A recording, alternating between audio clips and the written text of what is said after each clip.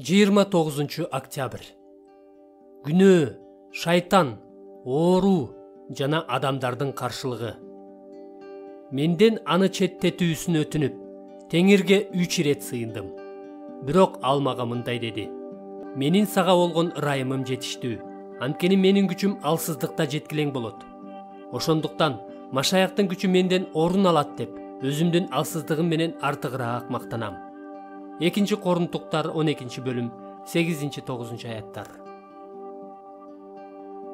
Машаякчынын куугунтуктун айынан чеккен азабы жана рак оорусунан чеккен азабы бир эле азаппы? Булардын бирөөсүнө карата берилген убадалар экинчисине да тиешелүүбү? Мен ооба деп жооп бермекмин.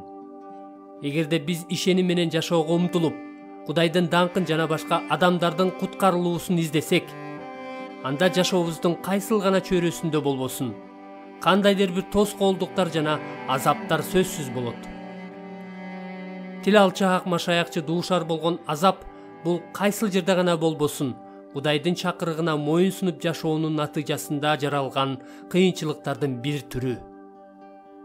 Машаяк бизди кандай гана жол менен жетелебесин, анын артынан ээрчүүнү тандаганыбызда, ошол жолдо анын эң жогорку бийлигинин жана жеткилең акылмандыгынын уруксаты менен болгон башка бардык нерселерди да кабыл алган болобуз. Ошентип, үйдө рак оорусуна чалдыгуу болобу, же башка жакта куугунтукка дуушар болуу болобу, айтор тил алчаактыктын жолунда биздин башыбызга кандай гана азаптар түшпөсүн, алардын баары Машаяк менен чогуу жана Машаяк үчүн тарткан азаптар болуп калат. Биз ушундай жолду өзүбүз тандайбыз.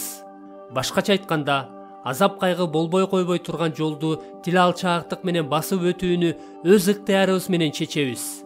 Андыктан Кудайга наалыбайбыз. Албетте, Павылга окшоп, биз да Кудайдан тарткан азабыбыздан куткарылуусун сурап сыйынсак болот. Бирок, эгерде азап чегүүбүзгө Кудайдын эрки болсо, анда аны асман падышачылыгына карай кеткен жолдо тил алчаак шакирт болуу үчүн төлөнө турган бир баа катары кабыл алабыз. Машаякчылык тил алчаактыктын жолунда биздин башыбызга түшкөн куугунтук болобу, оору сыркоо болобу, кырсык болобу, бардык азап кайгыларыбыздын бир окшош жери бар. Алардын баары биздин Кудайдын боорукердигине болгон ишенимибизге коркунуч туудурат жана бизди тил алчаактыктын жолун таштаганга азгырат.